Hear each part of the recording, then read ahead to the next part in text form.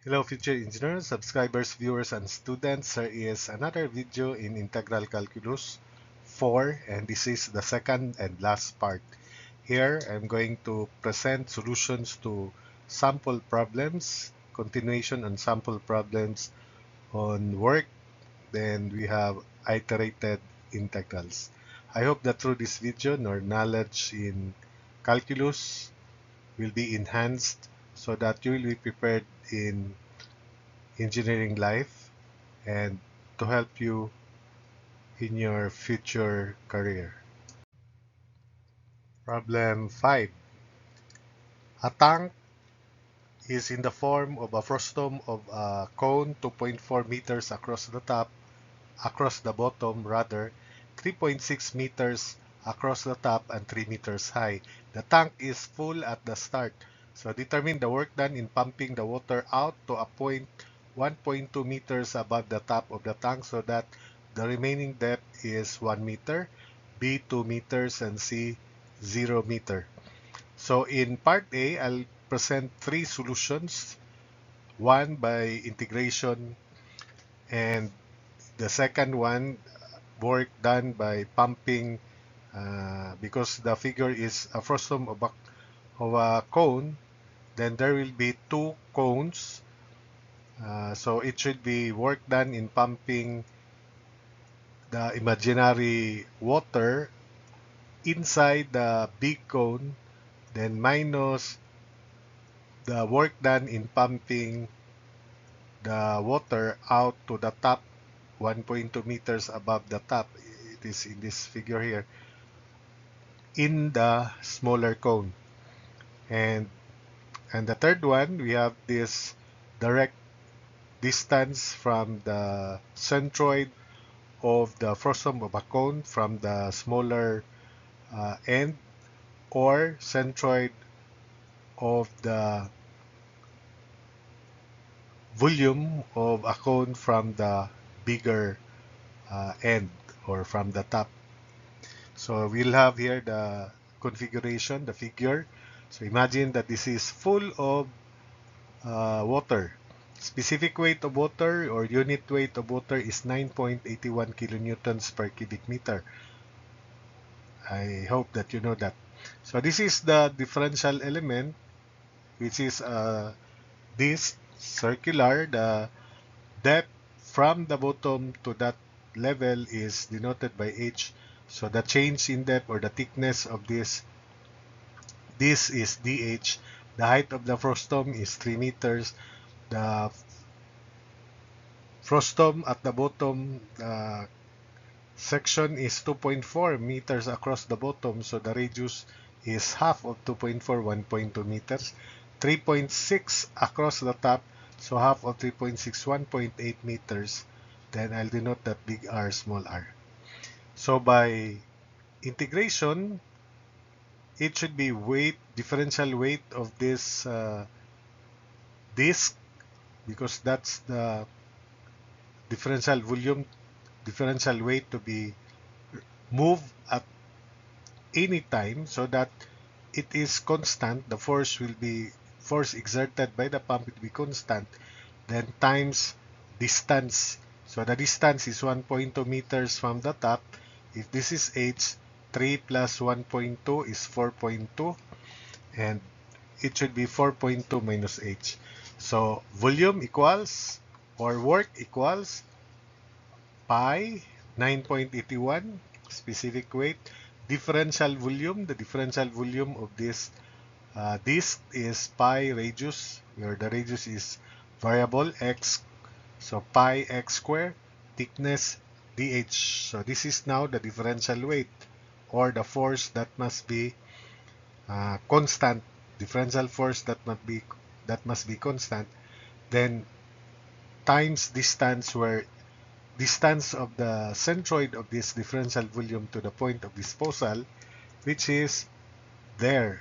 So if that's the pump, it is disposed at that level. So that distance from centroid to the pump level is equal to 4.2 minus h. So that's why you have here 4.2 minus h. So to solve for x, we must replace x in terms of the head so that the integral could be evaluated. And I will not evaluate this manually. It's up to you, especially those students in a calculus class where calculator is not allowed. So you have to evaluate this manually. But for those who are preparing for their board exams, then high-tech calculators are allowed. Then you do the calculations using your high-tech calculator. So from the figure, we have similar triangles here, imagine. So this is x minus 1.2, x minus 1.2. Imagine a vertical line is drawn from here. So that length there is x minus 1.2, while this one is zero point 0.6. Zero point 0.6 is 1.8 minus 1.2. So x minus 1.2 as to h equals zero point 0.6 as to 3. So that should be the equation for similar triangles. Then I also prepared the location of the center of gravity of this cone. So we extend the cone, then we'll have the location of the center of gravity of the cone from the base, which is height of the cone divided by 4. And I hope that you know that already. So yg is height of the cone. The cone is extended cone, bigger cone, then divided by 4. So the distance would be yg plus 1.2 for that case. So again, by similar triangles, x minus 1.2 as to h equals 0.6. 0.6 is 1.8 minus 1.2 as to 3. And that is, and x is 0.2 h plus 1.2. So to check when x is 0, the radius x is 1.2. When x is 3, 0.2 times 3.6 plus 1.2 is 1.8. So that checks, so that when only 1 meter of water, 1 meter dip of water remains, then if this h is 1 meter, then the radius at that level is zero point 0.2 times 1 plus 1.2, so 1.4. Then if the depth is 2 meters, the radius is zero point 0.2 times 2, zero point 4 plus 1.2 is 1.6. That's why when the depth is 3, it's 1.8. So this is definitely correct. So x is equal to 0.2h plus 1.2. Substitute into this setup integral. So work equals integral from 1 to 3. y1 to 3, the initial level is 3 meters. Then when only 1 meter deep of water remains, that means the final head is 1. So that's why it's 1 to 3. So substituting and using your calculator, we'll have work equals 335.8 kilonewtons. So I'll call that work sub 1. Next is by imagining that we have two cones here. We extend the cone and we'll call this y. We can solve for y by similar triangles again. Y as to 1.2 equals y plus 3 as to 1.8. So work is equal to work done in pumping the water out to the point of disposal inside this imaginary big cone, then minus work done in pumping out water inside this small cone. The small cone extends at h equals 1, remember, for this case. So imagine that this is the height of the cone, 1 plus y. And before we do that, let's solve for y by similar triangles. Y as to 1.2 equals y plus 3 as to 1.8. So solving for y is equal to 6. Then substitute. Work is work done in pumping the water out to that level. Water inside this big cone is specific weight times volume of this big cone. The volume of the big cone is pi 1.8 square times height. The height is 3 plus y, which is y is 6, so 3 plus y 9. So pi 1.8 square, the volume, times 9 over 3, 1/3 pi r square h, remember? Then the distance of the centroid of that volume of cone is 1/4 of that 9, 3 plus 6, 9, plus 1.2. So then for the smaller cone, it is equal to 9.81. That's why we factor out 9.81 in our calculations. Times volume, this is pi. The radius at that level is 0.2 plus 1.2, where h is 0.2 of 1 times plus 1.2, so 1.4. So pi 1.4 square, or pi quantity 0.2 times 1 plus 1.2 square, times height. The height would be y6 plus h1, so 7. The height is 7, so pi radius square times height 7 over 3. Then minus the distance of the centroid of this cone with height 7 is 7 over 4, then plus 3.2. So 3.2 is 2 plus 1.2, because for part 1 it is just h equals 1. So work is equal to specific weight. Then this is the volume of big cone, pi 1.8 square times 9. I hope you can follow, over 3, volume of cone. Then the distance of its centroid is 1/4 of 9, 1/4 of the height, plus 1.2. So 1/4 of 9 plus 1.2. That's for this big cone here. For the small cone with height 7, h is 1, remember, the volume is, because we factor out 9.21, pi radius square. The radius is in general 0.2 h plus 1.2, where h is 1. So that's why it's 1.4 square. The height is 1, h is 1 plus 6, so 7. Then over 3. Then the distance from the centroid of this smaller cone to the base of the cone, which is somewhere here at h equals 1, is 7 over 4. And since that distance to the top of this big cone is 2, so 7 over 4 plus 2 plus 1.2, so that's 7 over 4 plus 3.2, 2 plus 1.2. So we have here 7 over 4 plus 3.2. So calculating with your calculator there is also 335.8 kilonewtons. Then for the third solution, the volume of frustum of a cone is pi height of cone over 3 quantity big R square plus small r square plus RR. And if this is the cone, formula for volume, I hope that you know this already. If you don't know yet this one, then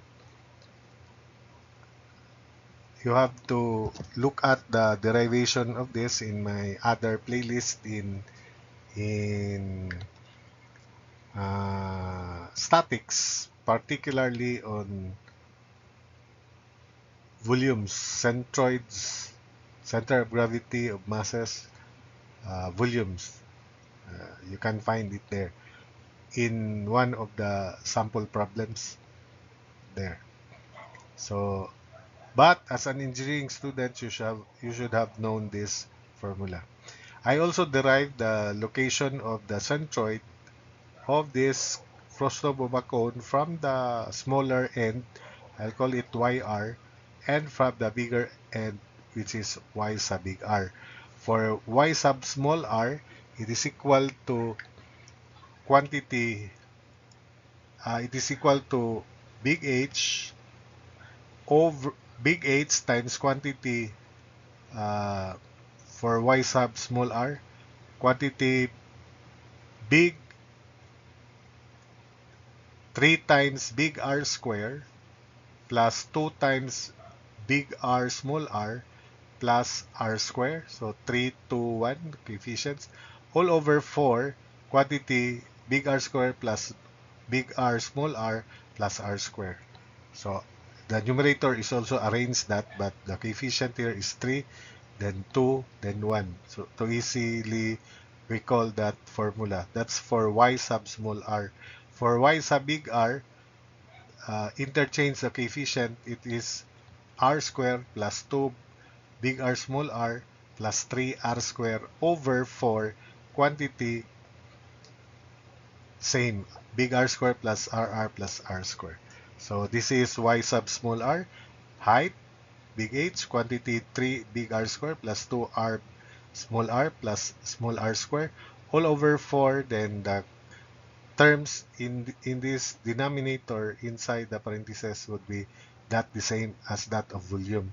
And in the numerator, you also arrange that in that manner. So take note 3, 2, 1. So I hope you can easily memorize that. That's my technique of memorizing that.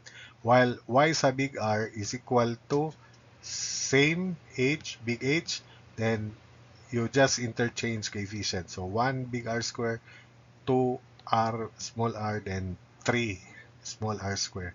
Then the denominator is the same. So that's it. So volume first. Let's solve for volume. Volume is pi. The height is 2. Why 2? Because the remaining depth is 1. So meaning to say the equivalent volume of frustum will have a height of 2 meters for this case 1 here. Then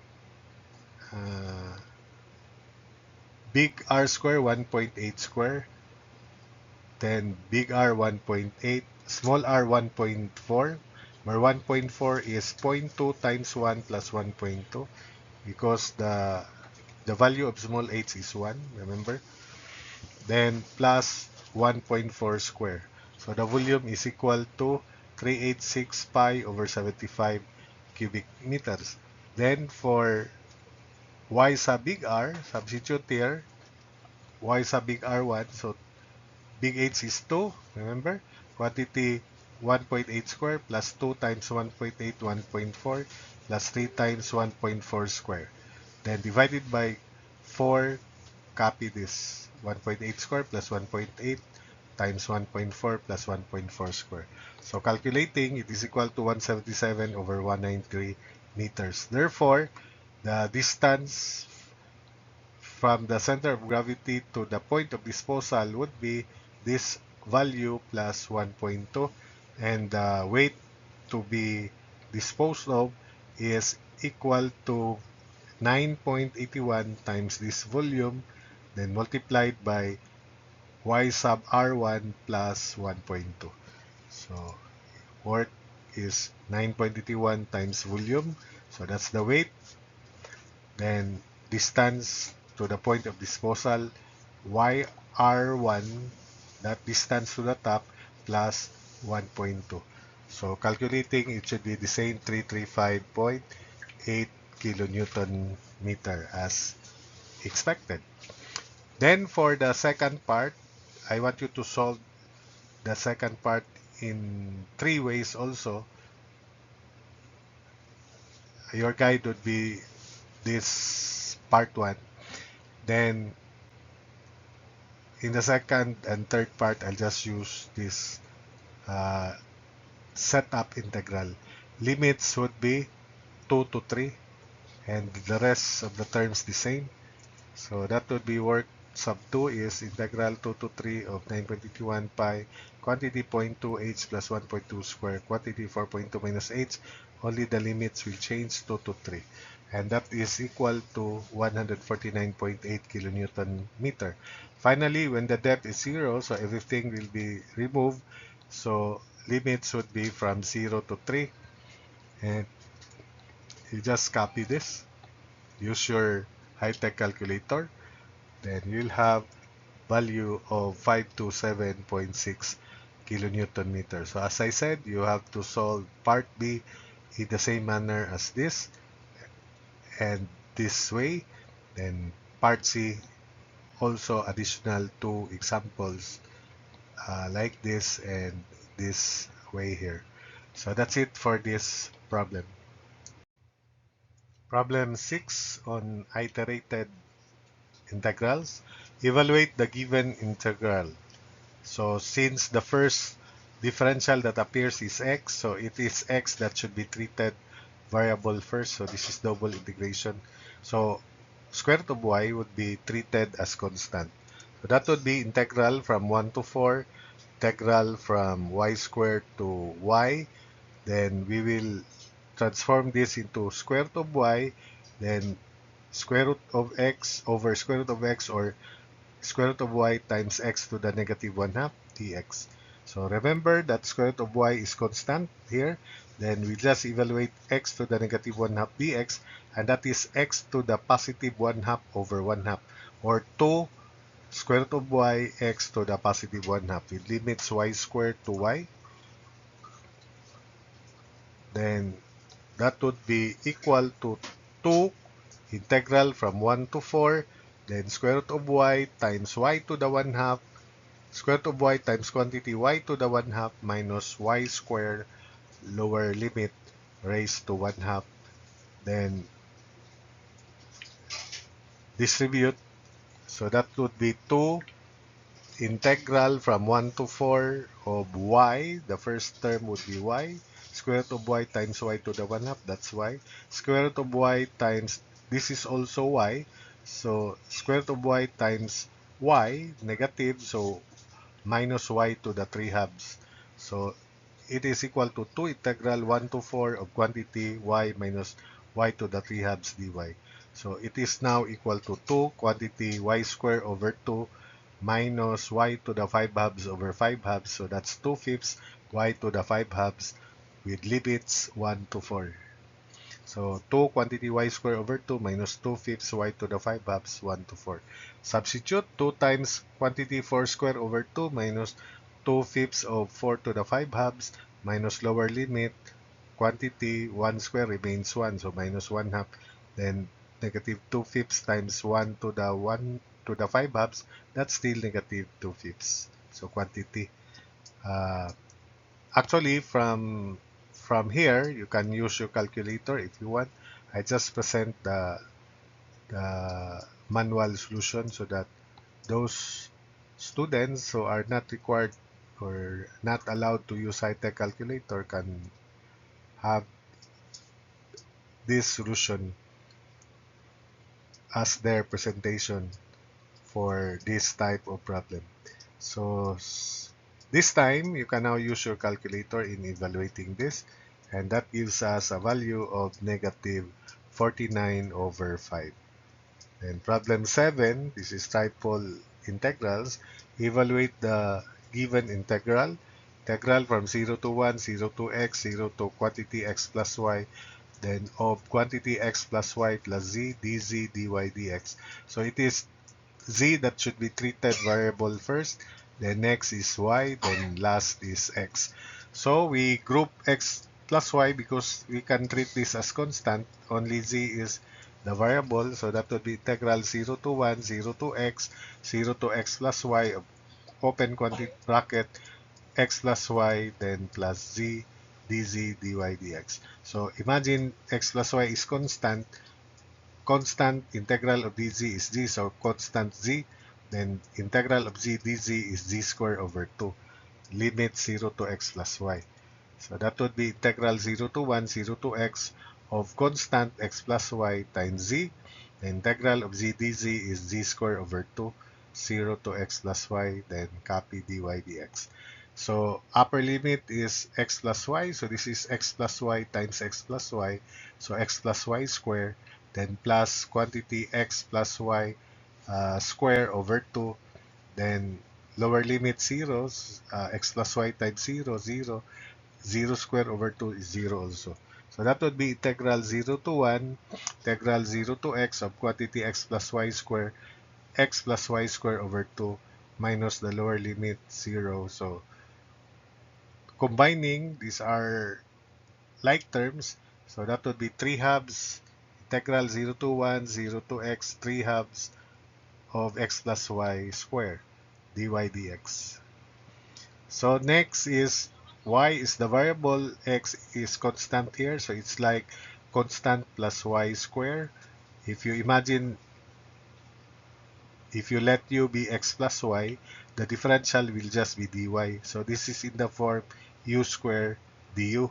So that is 3 halves integral 0 to 1 of x plus y cube over 3, 0 to x, yeah, then dx. So cancel 3, so that would be 1 half, then quantity x plus x cube minus, when x is 0, so that would be, when y is 0 rather, that would be minus x cube. So 1 half integral 0 to 1 of quantity 2x cube minus x cube dx. So that is 8x cube minus x cube. So 1 half integral of 7x cube dx. And the integral of 7x cube is 7x to the fourth over 4, 0 to 1. So finally, that is 7 over 8 times quantity 1 to the fourth minus 0 to the fourth. And that is 7 over 8. So the value of that integral is 7 over 8. Problem 8. A spring of natural length 250 mm behaves such that a force of 60 newtons will stretch it by 50 mm. Find the work in stretching the spring from its natural length to a length of 350 mm. Then B, find the work necessary to stretch the spring from a length of 350 mm to one of 450 mm. So remember that by Hooke's law, force equals spring constant times the change in displacement, and the change in displacement is equal to final length of spring minus the natural length of spring. And the work in stretching the spring from final length to its initial length is 1 half of spring constant times quantity final displacement square s square minus initial displacement square s sub o square, which is derived in the preceding part, integral calculus for part 1, or derived in any uh, mechanics book, especially in dynamics. So force is K times quantity S minus SO. For the first part, SO is 0 because it is mentioned here that the spring is being stretched from its natural length, then it stretches by 50 mm. So meaning to say, delta S is 50 mm. SO is 0. Final length is 250 plus 50, 300. So 300 minus 250, 50. So that is treated, S minus SO is treated 50 minus 0. So F is 60 newtons equals K times quantity 50 mm is 0.05 meter. So K therefore is 1,200 Newton meter. Then formula for work, in general, 1 half of K quantity S square minus SO square. So find the work in stretching the spring from its natural length to a length of 350 mm. So when the length of the spring becomes 350 mm, the displacement would be 350 minus natural length to 50, 100 mm or 0.1 meter. And initial displacement SO is again 0 because it started with the natural length. So 0 initial displacement. So work equals 1,200 over 2 quantity 0.1 square minus 0 square, and that is equal to 6 Newton meter or 6 joules. For part B, same formula. Final displacement should be 450 minus 250, so 200 or 0.2 meter, while the initial displacement 350 minus 250, 100 mm or 0.1 meter. So work equals 1,200 over 2, quantity 0.2 square minus 0.1 square. Remember, 0.2 or 200 mm is 450 minus 250, while 0.1 is 350 minus 250, 100 mm or 0.1 meter. So solving, it is equal to 80 newtons meter. Then finally, for this video, we have this last problem. It takes twice as much work to stretch a certain spring from 225 mm to 250 mm as it does to stretch it from 200 mm to 225 mm. Find the natural length of the spring. So the natural length of the spring should be lower than 200 mm. So that's the idea.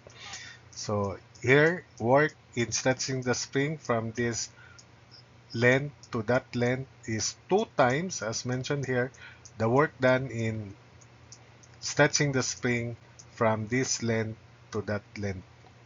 So set up that equation.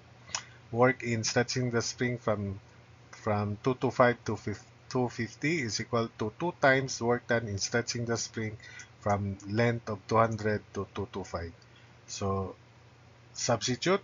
This is the formula. So K over 2 quantity final displacement would be 250 minus x quantity square.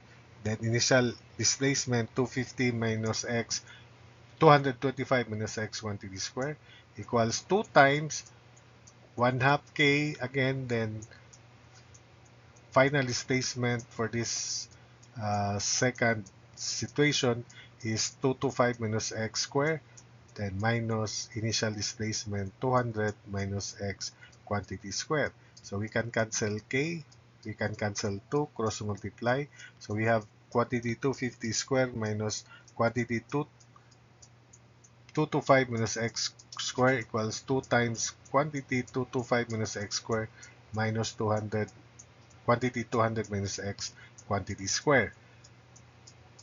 So we have 250 minus x square. This has like term, which is from the right, negative 2 quantity 200 minus x close square. So combined with this, 2 times 225 minus x square.